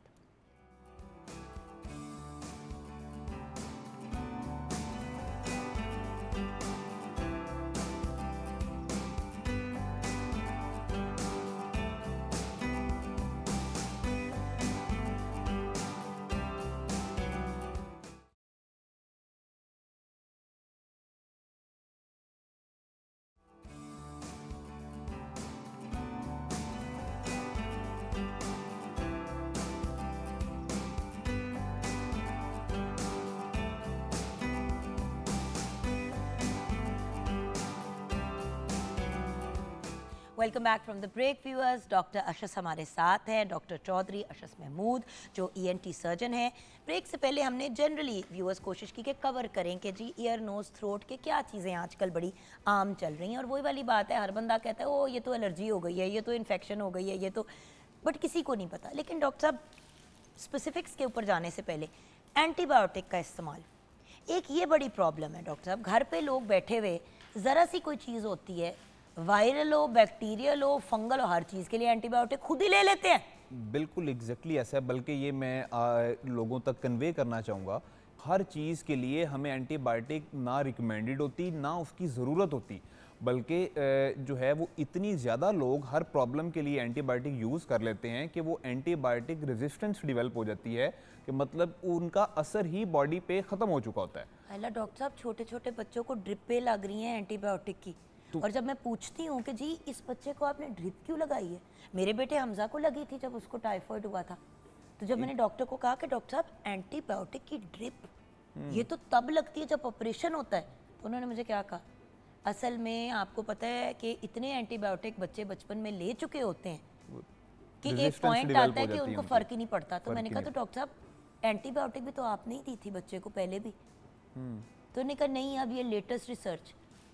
तो आप और मेरे जैसे लोग, खैर आप तो मेरे से उम्र में काफ़ी छोटे हैं, बट मेरे जैसा बंदा जो इतने सालों से एंटीबायोटिक ले रहा है, अब अगर इंट्रावीनस भी नहीं काम की तो हम कहाँ जाएंगे? अब बेसिकली इसके लिए हम लोग कल्चर टेस्ट करते हैं, जहाँ पे हमें लगे कि बहुत ज़्यादा आपके पास कोई भी एंटीबायोटिक इफेक्ट ही नहीं कर रही, किसी भी पेशेंट को रिलीफ ही नहीं मिल रहा, फिर वहाँ पे हम कल्चर टेस्ट करके उसको एग्जैक्टली देखते हैं कि इस पेशेंट पे कौन सी एंटीबायोटिक जो है वो इफेक्ट कर सकती है, तो उसके अकॉर्डिंग फिर हम उससे जो है आगे ट्रीट करते हैं। लेकिन ये जो होम यूज़ खुद ही जो है लोग इतनी एंटीबायोटिक्स ले लेके, जैसे आपने बात की कि जी मेरे पुत्र नूं दित्ती सी, मेरी धी नूं दित्ती सी, मेरे भरा नूं दित्ती सी, लगे हुए सालों साल जो मसला हो एंटीबायोटिक ली और वो डेफिनेटली उसकी मेरी रेजिस्टेंस कज़न डेवलप हो। के बेटे के पेट में दर्द थी, उसने उसको रोए वो तकलीफ़ के मारे, उसने क्या किया कि जो पिछली बार उसका जब पेट ख़राब हुआ था, जो दवाइयाँ डॉक्टर ने नुस्खा दिया था उसने एज इट इज़ उस पर कर लिया। डॉक्टर साहब उसको अपेंडिक्स हुआ था बच्चे को, उसका अपेंडिक्स फटने वाला था। वो तो शुक्र है कि रात वो इतना वो चीखें उसने रात को मारी दर्द के मारे कि जब उसको लेके गए तो वो बिल्कुल ही फटने को था अपेंडिक्स। तो डॉक्टर ने कहा कि ये क्या, तो वो 2 दिन से उसको एंटीबायोटिक दे रही थी और वो पेन किलर दे रही थी जो उसको पिछली बार फूड पॉइजनिंग पे दिया था। फूड पॉइजनिंग में और अपेंडिक्स के ऑपरेशन में जरा फर्क डेफिनेटली इतना हेल सा ऑफ तो- डिफरेंस है। तो मतलब ये इस तरह के जो हम ब्लंडर्स करते हैं, नीम बेसिकली ये नीम हकीम खतरा जान वाली बात है। गूगल पे पढ़ लिया, चैट जीबीटी से ठीक को बता दिया मुझे ये हो रहा है। आपको पता है लोगों की डेथ हुई है चैट जीबीटी पे अपनी खुद ही रिसर्च करके। एग्जैक्टली हमारे पास जो पेशेंट आते हैं वो सारा कुछ चैट जीपीटी से सर्च करके आ रहे होते हैं, और वो मोस्टली उनको क्योंकि बेसिक नॉलेज नहीं होता तो वो उसकी वजह से बहुत ज़्यादा चीज़ों में डिफर कर रही होती हैं। तो इसलिए इसको जो है वो हर चीज़ के लिए कंसल्टेंट अवेलेबल है। तो मतलब आप खुद जो काम करेंगे तो वो जैक ऑफ ऑल ट्रेड्स बस मास्टर ऑफ नन, तो आपको वो हर चीज़ आप खुद नहीं कर सकते। आ जाते हैं कान के ऊपर। कान के पॉइंट ऑफ व्यू से क्या एहतियातें बरतनी चाहिए और कौन सी चीज़ें बिल्कुल नहीं करनी चाहिए जो फिर हमें कान की बीमारियों की तरफ लेके जाती है? देखें, सबसे मोस्ट इम्पॉर्टेंट चीज़ जो आपने पहले बात की कि हमारे हाथ में, वतन अजीज़ के हम लोग शहरी हैं, हमारे हाथ में जो चीज़ आती है कुछ ना मिले तो वो कान में जाती है सीधा। तो सबसे कॉमन पेन आ गया कान में डाल गाड़ी की चाबी आई हाथ में फेर रहे हैं, कुछ भी हमारे हाथ में आया वो कान में गई हमारे। और तो इतनी जो है वो सेंसिटिव एरिया है ईयर वाला हमारे पास, बिल्कुल इसके साथ जो है वो नियर बाय टिम्पैनिक मेम्ब्रेन पड़ी होती है जिसे कान का पर्दा बोलते हैं हम। तो वो लोग हमारे पास अक्सर रिपोर्ट होते हैं कि वो मैं तीली मारी सीधी जो सुनता नहीं पिया। अब वो तीली मारी है वो इतनी डीपली मारी कि वो कान का पर्दा फट गया उसका। अब वो देखें एक नेचुरल चीज़ है, उसमें ट्रॉमेटिक परफोरेशन हमारे यहाँ बहुत कॉमन है। तो मतलब वो इस वजह से उसको आप वो तीलियाँ मार रहे हैं, हर चीज़ कर रहे हैं। एक तो कभी भी कोई चीज़ रैंडमली कान में नहीं मारनी चाहिए, इवन और डालनी भी नहीं चाहिए, क्योंकि देखें नो डाउट एक तो ईएनटी स्पेशलिस्ट आए हैं उन्होंने जिन्होंने कहा है कि जी अगर एक ड्रॉप ऑयल का कान में डाल दें, लेकिन कौन एक ड्रॉप डालता है? वो पूरी एक चमची गर्म तेल की कानों में डाल देते हैं, बच्चों के कान साड़ देते हैं अंदर से। एग्जैक्टली और वो वेरी करता है ना किस कंडीशन में। अगर कहीं पर डॉक्टर कह रहा है तो वो कोई ऐसी कंडीशन में कह रहा है जहाँ पे उसमें इफेक्ट होगा। वो आप तो हर मसले के लिए जितने गर्म करके तेल पा दो कान भाई से। तुसी तेल पाना है बेली बटन में जरूर डालें, ये तो मेडिकली भी प्रूव हुआ है कि बेली बटन में जो हमारा नाफ का जो होल होता है उसमें आप ऑयल अगर थोड़ा सा डालें तो वो आपकी स्किन के लिए, बच्चों के लिए, सबकी चीज़ों के लिए, तो बड़ों को छोटों को सबको करना चाहिए। लेकिन जो चीज़ जिस्म के अंदर जा सकती है, जी हाँ, देखिए अगर हम लोगों ने खाना खाना होता कान से तो अल्लाह में सिस्टम ऐसा बनाते। तो कान में खाने वाली चीज़, इवन ऑयल जो है वो खाने वाली चीज़ है जी। तो वो उसमें वो ईयर में उसका कोई जो है सच काम नहीं है। और फिर जो ड्रॉप्स कहीं पे किसी ने बताए थे वो पूरी फैमिली में पूरी जिंदगी वो ही चलते जा रहे हैं। जो भी प्रॉब्लम है जी, या कतरे पा दो, स्टेरॉइड के कतरे डॉक्टर ने दिए कि जी आपके कान में इन्फेक्शन है, वो अब जब कान में खुजली भी हुई और कतरे डाल दिए। और ईयरबड्स हम लोग इतने ज़्यादा यूज़ कर रहे होते हैं, वो ये हर चीज़ मारी जा रहे हैं। एक्सेसिव यूज़ हर चीज़ का जो है वो बुरा है। तो वो उसकी वजह से भी जो है वो इन्फेक्शन आपकी जो है कान में डेवलप हो जाती है। क्योंकि व्यूअर्स ऑनेस्टली कान बेचारा सेट ही रहता है अनलेस आप उसके साथ कोई पंगा करें।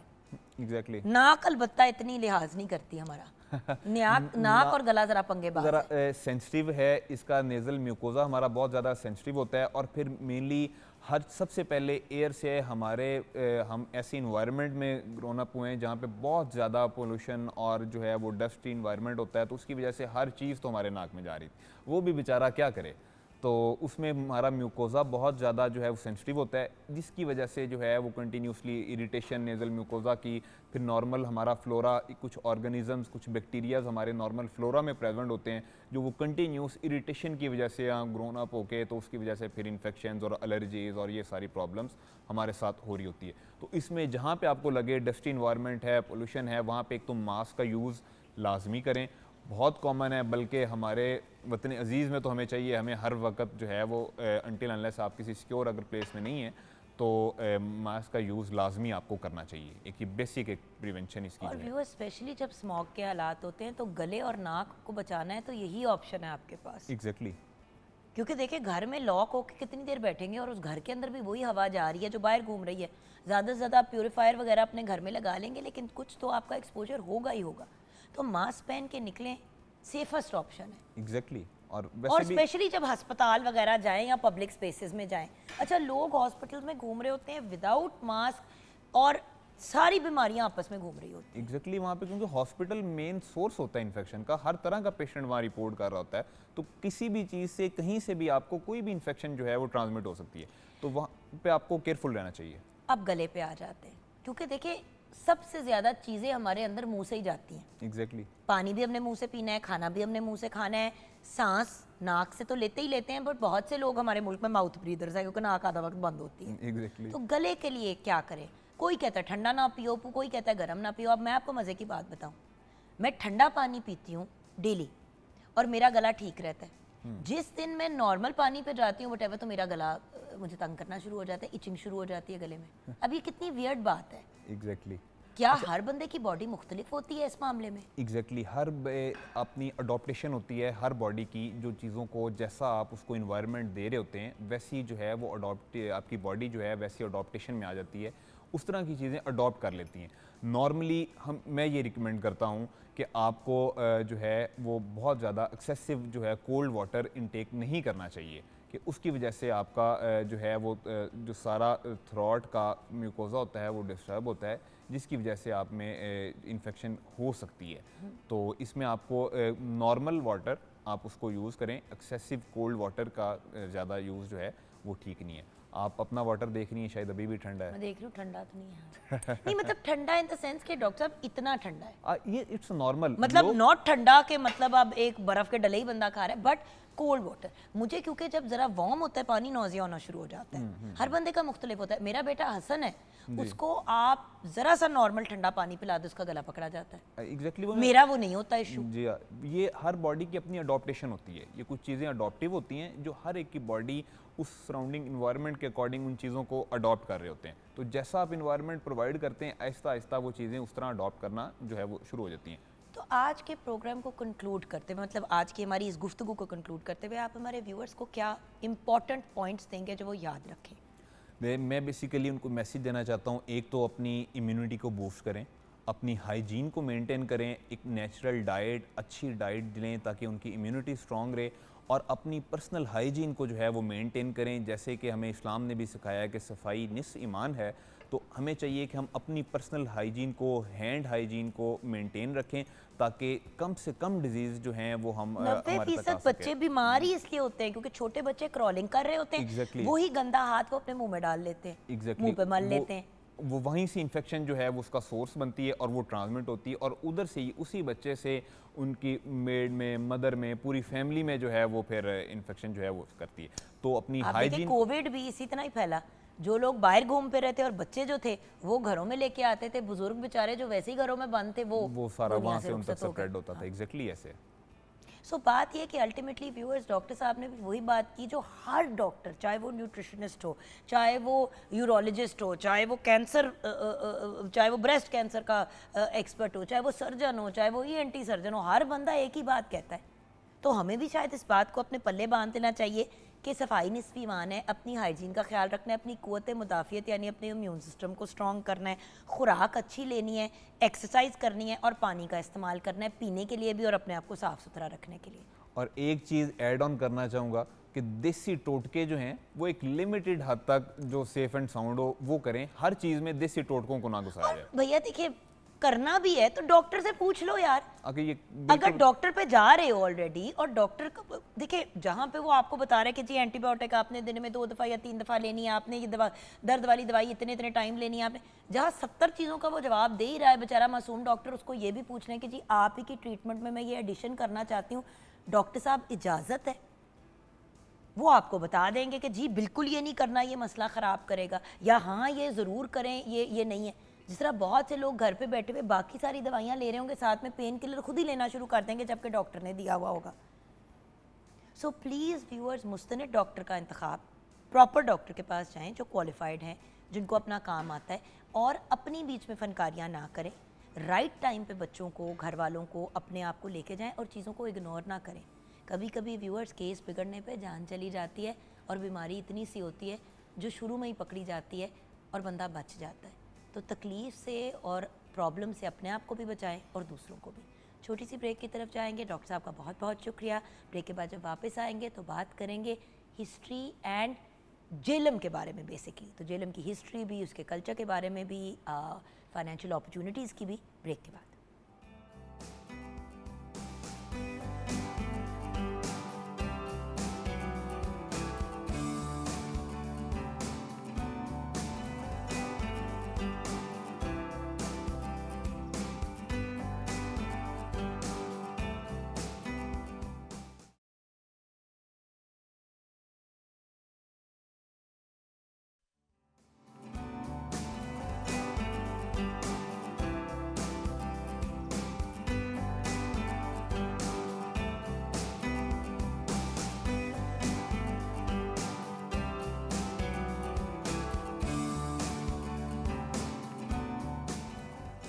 Welcome back from the break viewers. अब हम बात करेंगे जेलम की।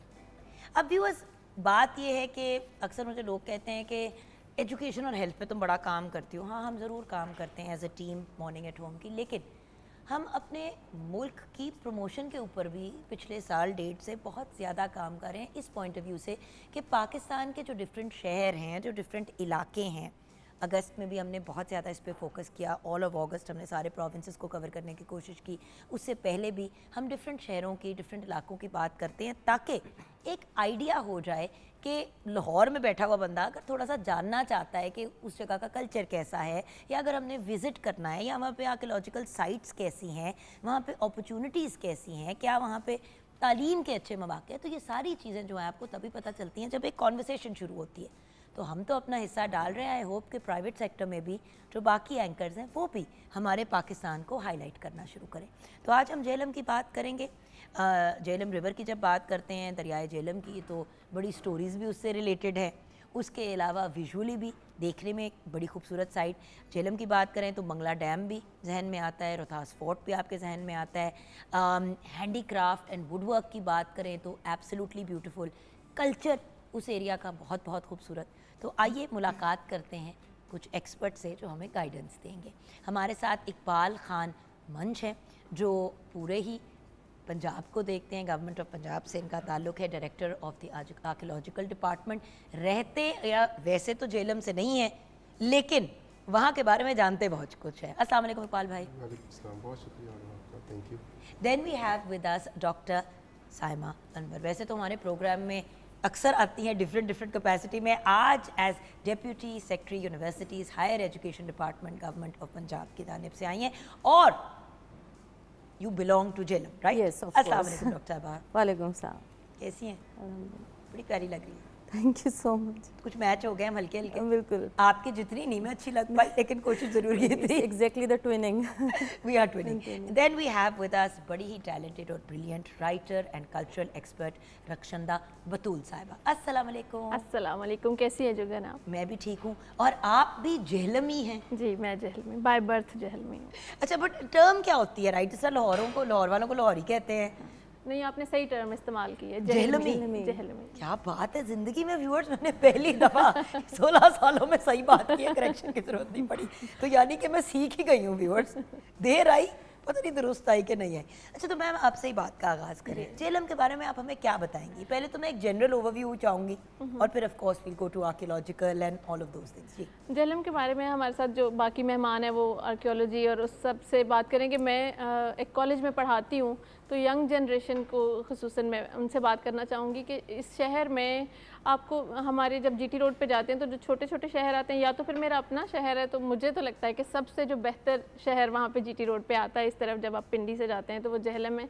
एक तो छोटा शहर है और आप अगर घूमने के लिए गए हैं तो आप एक ही दिन में उसको कवर कर सकते हैं, उसके जो पॉइंट्स है वो आप देख सकते हैं। और फिर आप आसानी से आधे घंटे की ड्राइव पे आप अगर वहाँ से रोहतास देखते हैं और उसके बाद आप चाहते हैं कि अब अगली जगह मैं दरियाई जेहलम भी देख लूँ और उसके जो किनारे पे जो छोटी मोटी जगह हैं वो सब आप एक ही दिन में आसानी आप घूम सकते हैं। और वहाँ पे बड़ी लोकदास्तानें भी हैं उस दरिया के पास, जो एरियाज वहाँ पे जब जाएं तो आपको स्टोरीज भी बड़ी बड़ी मज़े की सुनाते हैं, कहानियाँ हैं। फिर वहाँ के जो शुरा हैं, वहाँ का जो अदबी हल्का है वो बहुत अच्छा, फिर बड़ा स्ट्रॉन्ग है। बहुत ख़ुसूसन जो मज़दूर शायर हैं वहाँ के तनवीर सिप्रा, उन्होंने जेहलम के बारे में भी उनका एक शेर है कि लिखता हूँ शेर बैठ के जेहलम के घाट पर, तो उन्होंने उस दरिया को भी अपनी शायरी का हिस्सा बनाया है। तो वहाँ पे आपको एक नॉस्टैल्जिया से जो रिलेटेड लोग हैं ना, उनके लिए जेहलम बहुत अच्छा। और मॉडर्निज़म के हवाले से बात करें तो यंग जनरेशन और पढ़े लिखे लोग और एजुकेशन के बहुत अच्छा, वहाँ पे कॉलेज लेवल तक बहुत अच्छी एजुकेशन है, तो एक मज़ेदार शहर है। मज़ेदार शहर। आप हमें डॉक्टर साहबा क्या बताएंगी जेहलम के बारे में? जेहलम इसकी हिस्ट्री बहुत स्ट्रॉन्ग है, बहुत वेरी रिच इन हिस्ट्री, क्योंकि इट्स फेमस फॉर इट्स जो कि तकरीबन 326 BC, मतलब आज से तकरीबन 2500 साल पहले अलेक्जेंडर द ग्रेट और पोरस की उस जेहलम के किनारे पे जंग हुई। एंड अलेक्जेंडर जिस बंदे से for the very first time impress हुआ, उसकी मतलब जो जंगजू उसकी हैबिट्स थी वो पोरस था। और फिर जाते वो इवन अपनी ज़्यादातर उसकी जो टेरिटरी थी कुछ एडिशन के साथ उसको दे गया और वो उसको ख़ुद उसने अलाउ किया कि तुम यहाँ पे रूल कर सकते हो। और ये भी कहा जाता है कि जेहलम अलेक्जेंडर द ग्रेट की एक घोड़ी का नाम था जो उसमें गिर के मर गई थी, इसलिए उसने उसका नाम, इस पूरे रिवर का नाम जेहलम रख दिया था। और क्या रोमांस था घोड़ी के साथ के पूरा का पूरा रिवर ही उसके नाम कर दिया। जी एग्जैक्टली, ये तो मैंने I grew up listening to such stories. वही वाली बात है ना, हर जगह की कुछ अपनी लोकल स्टोरीज होती हैं, कुछ लोक दास्तानें होती हैं, कुछ और, मतलब एवरी प्लेस इज, मतलब किसी भी जगह की बात करें तो उसकी कोई ना कोई हिस्ट्री तो होती है। मुख्तलिफ रिवायात हैं जेहलम के नाम के हवाले से। एक ये घोड़े वाला है और एक ये है कि वो जब सिकंदर गया तो जाए अलम, उसको वहाँ पे अपना झंडा गाड़ा, तो जाए अलम को फिर आहिस्ता आहिस्ता जेहलम कहने लग गए। इसी तरह जल पानी को कहते हैं और हम ठंडा और मीठा, तो दरियाए जेहलम की वजह से जल हम था तो फिर जेहलम कहलाने लगा। मतलब ये मुख्तलिफ रवायात। इकबाल भाई बड़ा मुस्कुरा रहे हैं, कहते हैं तुम लोग कर लो बातें, हाँ, मैं बताता हूँ। तो अब आप बताएं इकबाल भाई, अब आप हमें टेक्निकल बातें बताएं। थैंक यू मेरी बहन, शुक्रिया आपका। ये किसी भी शहर की, मुल्क की तारीख़ जो है वो बहुत अहम होती है। चूँकि मैं आर्कियोलॉजिस्ट हूँ, हिस्टोरियन हूँ, आर्कियोलॉजिस्ट हूँ, तो आर्कियोलॉजिस्ट जो होता है या हिस्टोरियन होता है वो एविडेंस पे चलता है, क्या एविडेंस है, क्या हक़ाइक़ है। लोग अपने शहर की मोहब्बत में, और ये हुआ है अलेक्जेंडर द ग्रेट के साथ तो ज़्यादा हुआ है, तो मैं तो इससे अगर आप इजाज़त दें 2-4 मिनट तक एक्सप्लेन कर देता हूँ। बिल्कुल बिल्कुल। मुझे, मेरे नज़दीक तो जहाँ जहाँ हेरिटेज है वो हमारे दिल में बसता है और आर्कियोलॉजी की ज़िम्मेदारी है उसको सेव करना और बचाना। मैं अब आगे जाके अभी एक्सप्लेन करता हूँ कि सिर्फ जेहलम के अंदर पंजाब आर्कियोलॉजी क्या प्रोजेक्ट्स लेके आ रही है आर्कियोलॉजिकल साइट्स को और तारीख़ी जगहों को बचाने के लिए। लेकिन उससे पहले नाम पे आ जाते हैं बात। एक तो जेहलम का जब भी आप जिक्र करेंगी किसी से भी, तो ये एक ब्लेंड ऑफ फ्लावर्स है। मैं हिस्ट्री, तारीख़ के हवालों से बात करना चाहूँगा। आप इसमें ऋग्वेद की बात करेंगे, हिंदुज़म की बात करेंगे तो ऋग्वेद का हवाला मिल जाएगा। जैसे मैडम ने कहा कि वो जेहलम, जल हम था, जल संस्कृत लफ्ज़ है, पानी, और हम ठंडा। अच्छा, ये 1500 से कोई 1000 BC का पीरियड है। अगर आप वर्ल्ड हेरिटेज का हवाला देंगे तो रोहतास फोर्ट है, शेरशाह सूरी। अब वो वर्ल्ड हेरिटेज किसी ऐसे ही तो नहीं रोहतास फोर्ट बन गया, उसकी कई रीजंस थी। अगर आप सिखिज़म की बात करते हैं तो फिर आपको वहाँ पर माता कौर जो जन्म स्थान है, रोहतास जो आबादी है उसके अंदर, अब ये सिख जो खालसा हैं उनकी माँ स्पिरिचुअल वालदा कहलाती थी, उनका जन्म स्थान है वहाँ पर। अगर मुगल आर्किटेक्चर की बात करें तो बाबर, अकबर, जहांगीर, ये सारे टिल्ला जोगियाँ तक आए, रोहतास फोर्ट तक आए। अगर आप ब्रिटिश पीरियड की बात करें तो रेलवे का सबसे बड़ा जो ब्रिज है झेलम का, तकरीबन 2.5 मील पे फासले पे है, ये आपका झेलम का ब्रिज है, जिसमें आयरन ट्रेसेस में बना हुआ है सारा। ये जो दरिया झेलम के ऊपर ब्रिज है ना, ये रेलवे का सबसे बड़ा ब्रिज है और उसकी अपनी, हालांकि कम जिक्र होता है, लेकिन उसकी अपनी एक एविडेंस है, अपनी खूबसूरती है। तो इस हवाले से जैसे मैडम ने फरमाया ना, नाम के हवाले से कई ट्रेडिशनल स्टोरीज़ हैं। वो जो है ना अलेक्जेंडर द ग्रेट के घोड़े के हवाले से, वहाँ जलालपुर शरीफ में तो उसका मोनूमेंट भी बनाया गया, जो मोनूमेंट भी बनाया गया जहाँ वो जंग, ये मंडी बहाउद्दीन में एक जगह है मोंग, वहाँ पर जंग हुई या जलालपुर में हुई। लेकिन हकीकत यही है कि झेलम बहुत अहम रहा है। और इसके साथ अलेक्जेंडर द ग्रेट के साथ जो ग्रीक हिस्टोरियन थे, आर्यन जिसे कहा जाता है, उनके रेफरेंसेस रिटर्न मिलते हैं। ये जो जुमला है ना कि जब ये जो राजा पोरस का कद था ना, वो तकरीबन को 7 फुट था। जी जी, बड़े जवान थे। अब हम जब कभी मेरे पे ही कोई फूक शूक देता कोई तो मेरा भी थोड़ा कद निकल आता, तो एड़ी के साथ भी 5 फुट समथिंग था इसका अलेक्जेंडर द ग्रेट का कद जो है। मेरा तो वो जो था एरियन ने जो 5 फुट 4 इंच गिटकी सी। हाँ जी जी भैया, मैंने अपना भी रोना रोना होता है ना साथ में, जिस शहर की बात होती है मैं बीच में अपना भी रोना रोना होता है।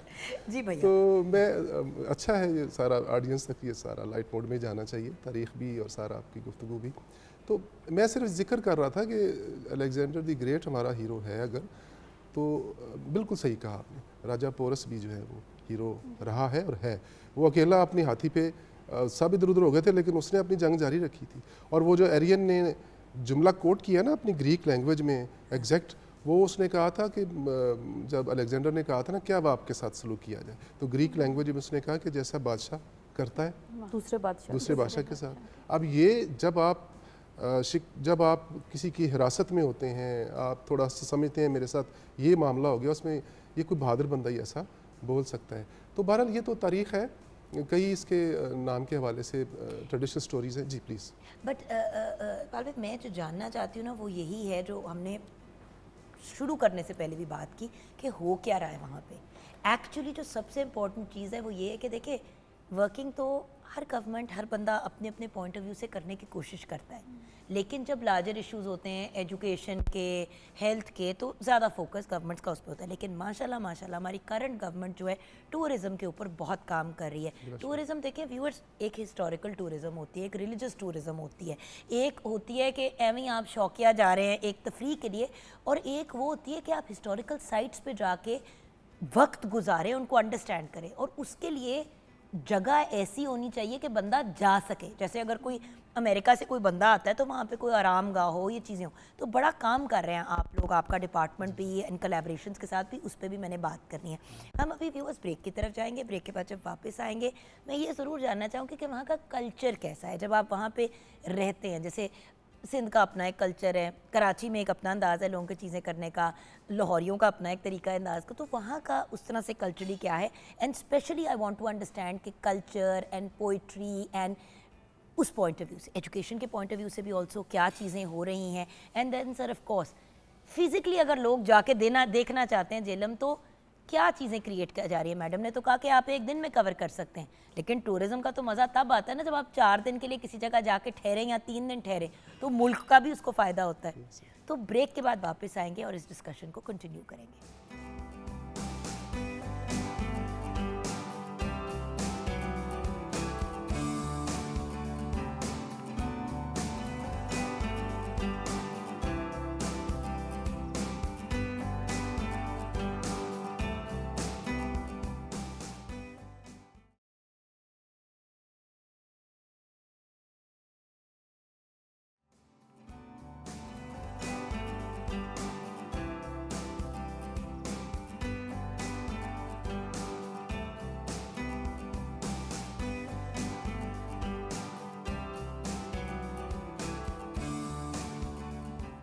Welcome back from the break viewers. Kitchen में भी बड़ी तैयारी हो रही है, बल्कि झेलम में खाने कैसे मिलते हैं ये भी हम अभी पूछेंगे, बट शेफ नूर, क्या सिचुएशन? बफलो चिकन सैंडविचेस, चीज़ी सैंडविचेस बिल्कुल रेडी हैं। इकबाल भाई ने एक बात की थी, मैं चाहती हूँ कि वही फिनिश करके हम आगे बढ़ें। जी जी थैंक इकबाल भाई ये बताइए कि आप लोग जब बात करते हैं गवर्नमेंट के पॉइंट ऑफ व्यू से, हर बंदे की सॉरी ये कंप्लेंट होती है कि भाई इतनी खूबसूरत खूबसूरत जगहें हैं पाकिस्तान में, लेकिन उनको मेंटेन नहीं किया जाता, उनका ख्याल नहीं रखा जाता। थोड़ा तो ये बात सच है, इसके बारे में आप क्या कहेंगे? और जेलम में इतनी साइट्स हैं, उनके ऊपर आप क्या कर रहे हैं? जी जी बहुत शुक्रिया मैडम। एक तो आपने पहले हिस्से में जो गुफ्तगू की है, गवर्नमेंट जो है बहुत फोकस किए हुए है टूरिज़म पे, उसकी प्रमोशन पे, उसको पूरी दुनिया में उजागर करने के लिए। तो हमारा एक प्रोजेक्ट बहुत बड़ा मेगा प्रोजेक्ट है, सीएम मैग्निफिसेंट पंजाब। इस सीएम साहबा का एक विजन है Magnificent जिसको पाकिस्तान, बिल्कुल। हम लेके चल रहे हैं। और हमारे जो हमारे सीनियर्स हैं, एहसान भुट्टा साहब का बहुत बड़ा नाम है, मलिक ज़हीर अब्बास साहब का, तो हमारी टीम नीचे ये सारी दिन रात काम उस पर कर रहे हैं। मैं प्रोजेक्ट बताने से एक जुमला पहले नॉलेज में लाना चाहता हूँ ऑडियंस के और आवाम के। हमें जब रिटर्न हिस्ट्री जेहलम की तारीख़ की बात करते हैं ना, तो बाकायदा पहला जेहलम का नाम जो है वो तो अबू रेहान अल बैरूनी ने इसका मेंशन किया है, कोई 1017 एडी में जेहलम का नाम। अच्छा, उसके बाद जो बहुत इम्पॉर्टेंट एविडेंस हमें मिलता है, उससे भी खैर पहले मतलब मैं अगर जिक्र करूं तो वो फिर लंबी बात हो जाएगी, मैं सिर्फ एविडेंसेस पे बात करता हूं। हमारे आर्कियोलॉजी में फादर ऑफ आर्कियोलॉजी कहलाते हैं अलेक्जेंडर कनिंगम, जो पहले डायरेक्टर जनरल भी थे आर्कियोलॉजिकल सर्वे ऑफ इंडिया के। उन्होंने ये जब रेलवे जेहलम का इसकी खुदाई हो रही थी, तो अलेक्जेंडर कनिंगम ये रिपोर्ट पब्लिश हो चुकी है। उन्होंने यहाँ उन्हें कुछ ऑब्जेक्ट्स, एंटीक्विटीज़, नवादरात मिले, वो ग्रीक पीरियड के थे और फिर हिंदू-शाही पीरियड के, उन्होंने उसका मेंशन किया हुआ है। अब आगे जाके फिर एक एक्सकवेशन खैर बहुत मॉडर्न पीरियड में बाद में फेडरल गवर्नमेंट में रोहतास फोर्ट के अंदर होती है।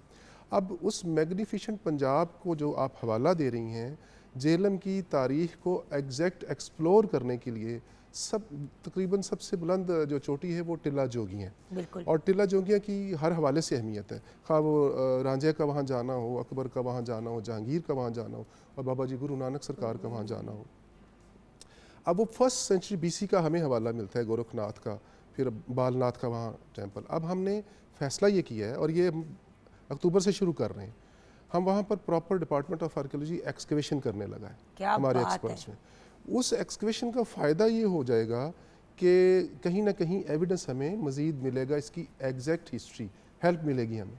दूसरा, वहाँ जो है वो इशू, वहाँ के मोनूमेंट्स, टेम्पल्स, मंदिर उनकी बुरी हालत थी। एक तो वो बिल्कुल ही बालनाथ का टेम्पल बहुत बुरी तरीके से डिटेरियोरेट हुआ था, उसको रिस्टोर करने लगे हैं, प्रिजर्वेशन जहाँ जहाँ ज़रूरी है। और आपने काफ़ी रेस्टोरेशन वहाँ पे की भी है सर इकबाल भाई, आप पिछले साल 1.5-2 साल से काफ़ी रोहतास में हम कर रहे हैं, एक प्रोजेक्ट था हमारा, लेकिन अब हम इस पे टिल्ला जोगियाँ पे बाकायदा इस पे बड़े प्रोजेक्ट के साथ शुरू कर रहे हैं।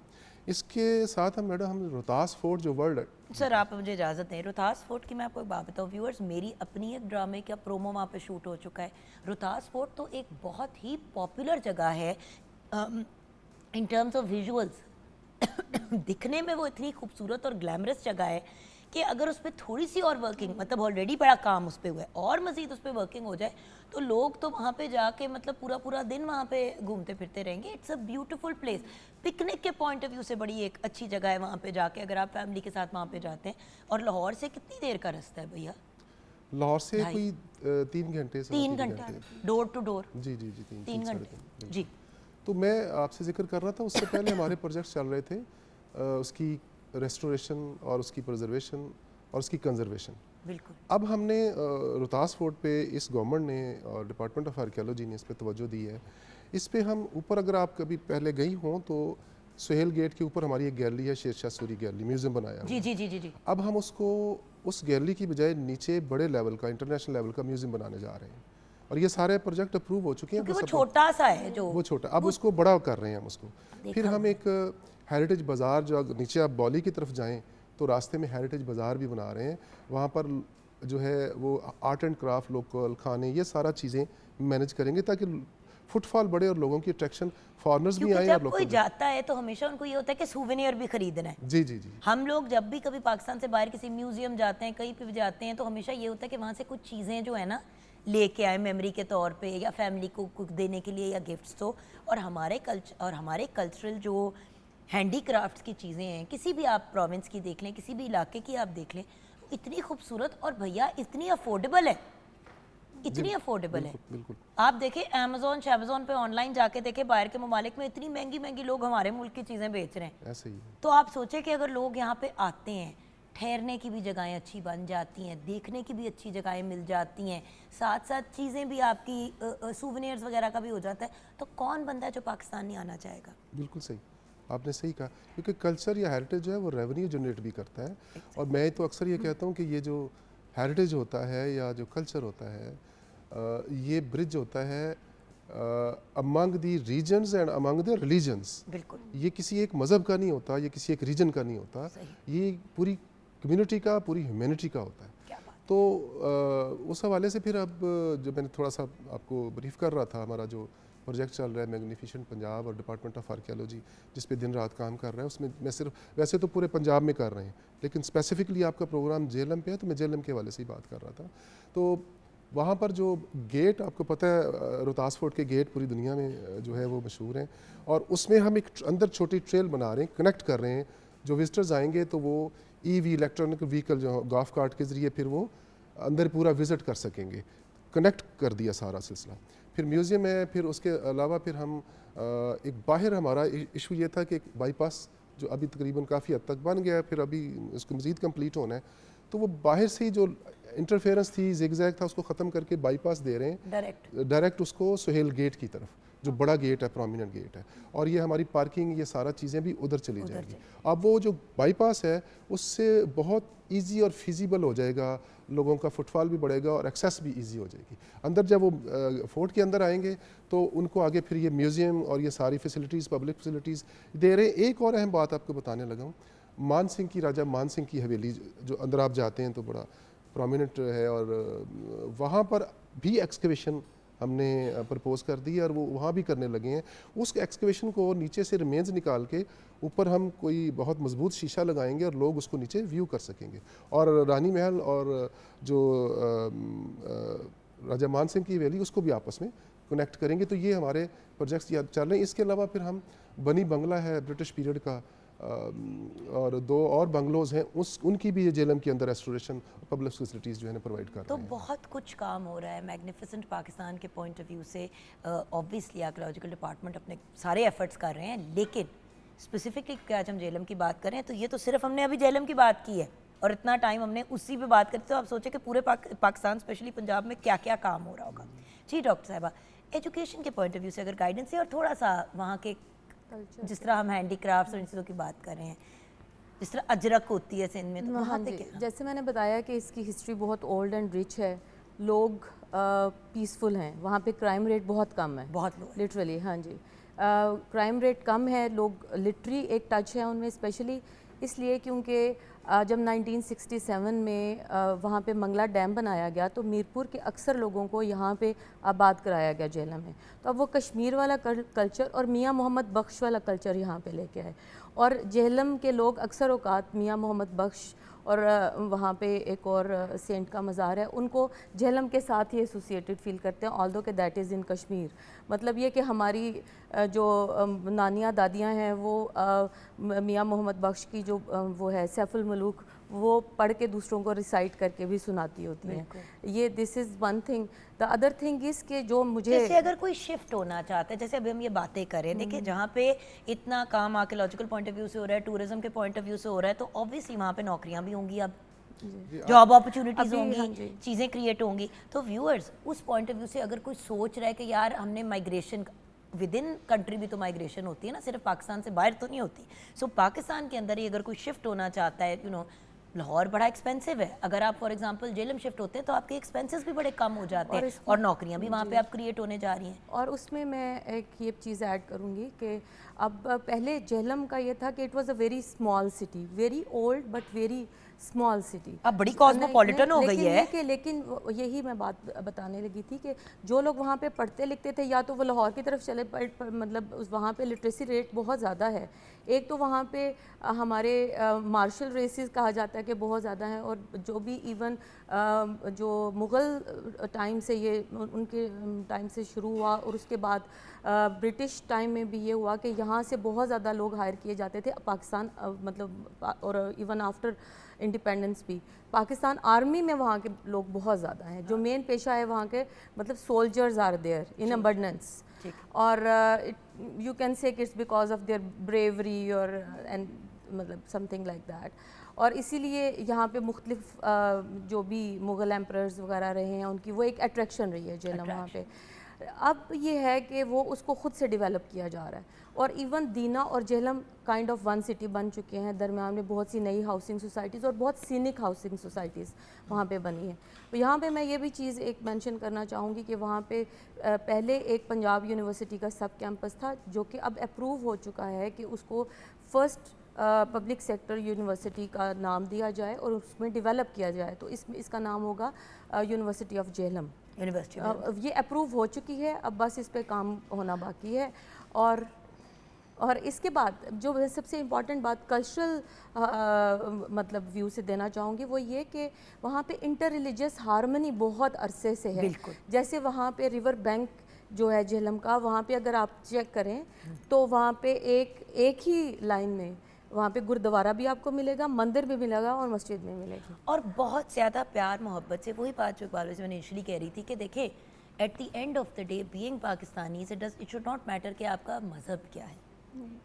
थैंक यू डॉक्टर साहबा। अब आपसे मैम ये जानना चाहूँगी कि कल्चर की जब बात करते हैं तो उसमें लिटरेचर भी आता है, तो क्योंकि आपका सब्जेक्ट भी लिटरेचर है तो ज़रा इससे रिलेटेड हमें गाइड करें, और अगर वहाँ के किसी शायर का या अपना कुछ लिखा हुआ सुना दे तो ज़रूर जुगन। अगर हम जेहलम की बात करें तो अदबी हवाले से जेहलम बहुत रिच है। शायरी को लें तो मज़ाहिया हवाले से ज़मीर जाफ़री का नाम बहुत पूरे पाकिस्तान में उनको पढ़ा जाता है, पाकिस्तान से बाहर भी।